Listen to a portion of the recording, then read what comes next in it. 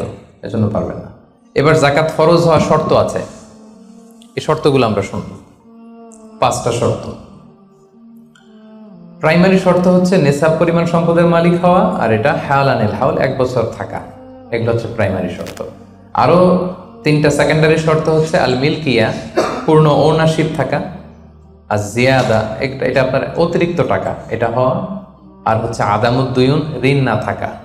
এই 5টা শর্ত আমি ব্যাখ্যা করলে আপনি বুঝবেন। 1 নম্বর হচ্ছে নিসাব পরিমাণ সম্পদের মালিক হওয়া।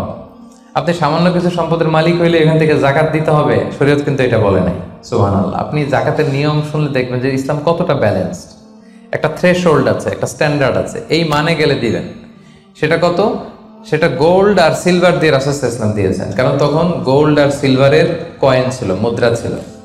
আগে কিন্তু সোনা আর রূপা দিয়েই মুদ্রা বানানো হতো, পরে এটা পেপার মানি শুরু হয়েছে, কাগজের টাকা। তো একটা হচ্ছে দিনার আর একটা দিরহাম। তো রাসূল সাল্লাল্লাহু আলাইহি ওয়াসাল্লাম যে থ্রেশহোল্ড বেঁধে দিয়েছেন সেটা হচ্ছে 7.5 তোলা স্বর্ণ বা 52.5 তোলা রূপা। আই রিপিট, এটা সবাই জানেন আশা করি, যে 7.5 তোলা স্বর্ণ আর 52.5 তোলা রূপা। আধুনিক সময়ে গ্রাম দিয়ে দোকানদাররা হিসাব করে, তো গ্রাম দিয়ে যদি আপনি বুঝেন তাহলে 85 গ্রাম স্বর্ণ অথবা 595 গ্রাম রূপা, এটা হচ্ছে থ্রেশহোল্ড নিসাব, অথবা এর সমপরিমাণ অর্থ, ক্যাশ টাকা যদি আপনার কাছে থাকে তাহলে আপনি নিসাবের মালিক হয়েছেন। যেদিন আপনি এই নিসাবের মালিক হবেন ওই দিনটা আপনি ডায়েরিতে টুকে রাখবেন, কারণ এটা যদি 1 বছর আপনার কাছে এরকম থাকে, 1 বছর পরে যে আপনি জাকাত দিবেন, কিভাবে দিবেন আমি সামনে বলবো।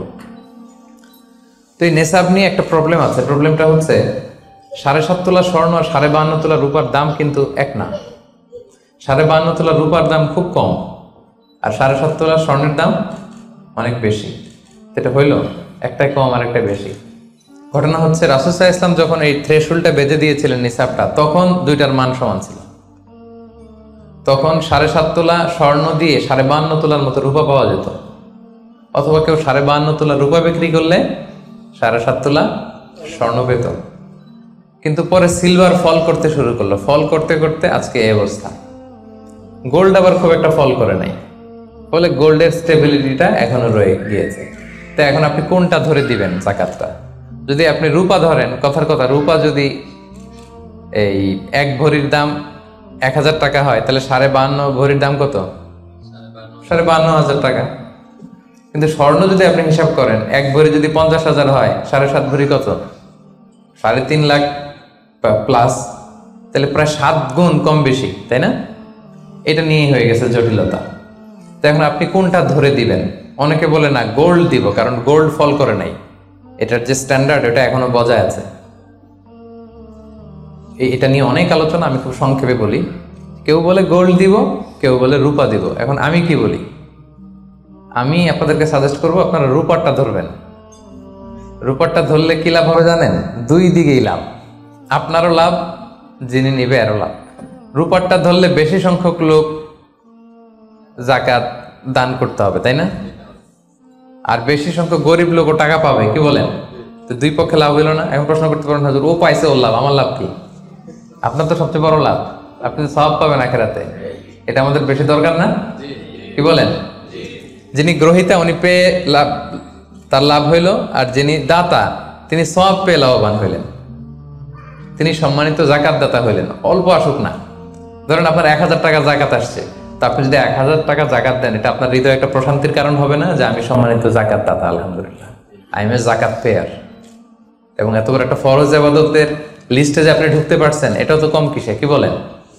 এজন্য স্বর্ণেরটা না ধরে রূপারটা ধরবেন। আপনাদের যে টাকা পয়সা, আপনাদের তো হীরা দিয়ে করা দরকার আপনাদের নেশা।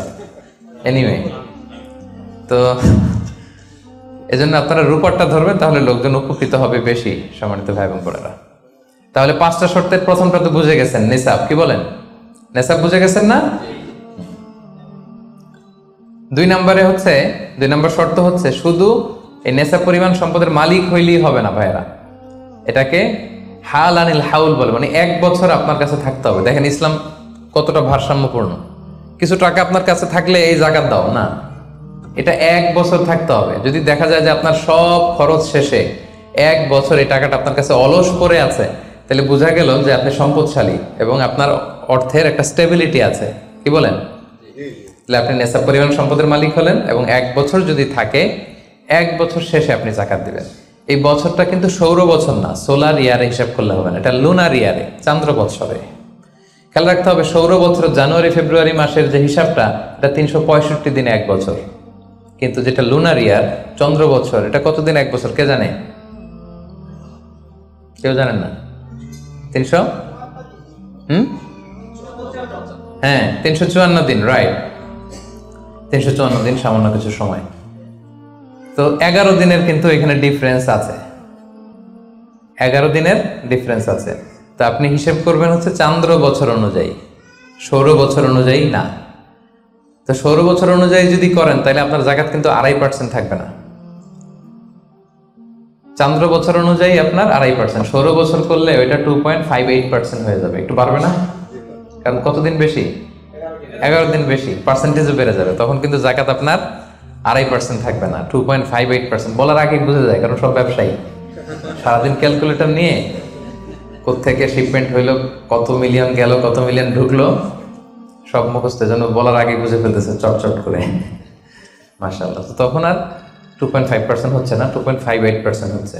তাহলে সম্মানিত ভাইরা, আপনি ধরেন, উদাহরণস্বরূপ ধরেন যে আপনি গত রমজানের 20 তারিখে সর্বপ্রথম নিসাব পরিমাণ সম্পদের মালিক হয়েছিলেন। তো তারপরে আপনি খেয়াল করবেন যে দেখি সারা বছর এই পরিমাণ অতিরিক্ত অলস টাকা আমার কাছে পড়ে থাকে কিনা। থাকতে থাকতে থাকতে থাকতে এই রমজানের 20 পর্যন্ত দেখেন যে টাকা ওইটা তো আছে, আরো হয়েছে টাকা। তো তার মানে আপনি এখন জাকাত দিবেন, যেহেতু নিসাবের মালিকও হয়েছেন, আবার পূর্ণ একটা চন্দ্র বছরও আপনার অতিক্রম করেছে, স্থায়ী হয়েছে, তখন আপনি জাকাত হিসাব করবেন। তাহলে 2টা শর্ত বুঝলেন না? 3 নাম্বার হচ্ছে ওনারশিপ। আপনার মালিকানা থাকতে হবে, যে সম্পদটা আছে খালি আপনার কাছে টাকা থাকলেই হবে না, এটা কমপ্লিট, আরবিতে তাসাররুফ বলে, কমপ্লিট ওনারশিপ আপনার থাকতে হবে। এখন একজনের আমানতের টাকা আপনার আছে, ওটা আপনি জাকাত দিতে পারবেন? একজন 5 লাখ টাকা আমানত রাখছে, আপনি এটা জাকাত দেওয়া শুরু করছেন, হবে? সেটা তো উনি জাকাত দিবে, এটা তো আপনার আমানতের টাকা, এই টাকা তো আপনার বুঝাই দিতে হবে। তো আমানতের টাকা কিন্তু কমপ্লিট ওনারশিপ আমার থাকে না, এটার হিসাব আমি করবো না।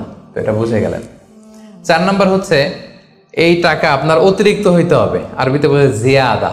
দেখেন ইসলাম কত সুন্দর। ইসলাম বলে আপনার নিজের পার্সোনাল এক্সপেন্সিস, আপনার লিভিং কস্ট, আপনার সব ধরনের অ্যাকোমোডেশন, আপনার ট্রান্সপোর্টেশন এক্সপেন্সিস, আপনার মেডিকেল এক্সপেন্সিস, আপনার বাচ্চার স্কুলিং, আপনার ইয়ারলি ট্রিপ যদি থাকে, এন্টারটেনমেন্ট, ধরেন বছরে আপনি একবার ফ্যামিলি আউটিং করেন, এই খরচটা, যত খরচ আপনার হতে পারে, এই সব খরচ শেষেও কিছু টাকা আপনার থেকে যায়, ইসলাম বলে ওইটার উপরে জাকাত দিবে। সুবহানাল্লাহ। জিয়াদা, অতিরিক্ত হওয়া শর্ত। আপনার লাগে, যদি আপনার এই টাকা লাগে, ওটা তো আপনি ইউজ করবেন। আপনার টাকার ব্যবহারের জন্য সবচেয়ে বেশি হকদার কে? আপনি নিজে। আপনার সব খরচ আলহামদুলিল্লাহ সুন্দরভাবে চলে, এরপরেও নিসাব পরিমাণ টাকা বছরব্যাপী যখন আপনার রয়ে গেল, ইসলাম বলে জাস্ট 2.5%। সুবহানাল্লাহ। তাহলে অতিরিক্ত হইতে হবে। সর্বশেষ শর্ত, 5টা শর্তের সর্বশেষ শর্ত হচ্ছে ঋণ থাকতে পারবে না। ঋণ থাকলে ওইটা জাকাত থেকে বাদ যাবে। ধরেন আপনার আছে 5 লক্ষ, কিন্তু আবার ঋণও আছে 5 লক্ষ, কথার কথা। তো এটা তো আপনি আগে ঋণ দিবেন, আপনি তার জাকাত দিতে পারবেন না, এই কথাটা কি বুঝতে পারছেন? আচ্ছা, ঋণ ভাই 3 ধরনের। কয় ধরনের? 3 ধরনের। একটা হচ্ছে আপনার একবারে পরিশোধ করতে হবে, এরকম ঋণ থাকে না, যে আমি মুরাদ ভাইয়ের কাছ থেকে 1 লক্ষ টাকা নিলাম, আজকে আমার জাকাতের হিসাব করার ডেট, তো 1-2 মাসের মধ্যে টাকাটা দিতে হবে।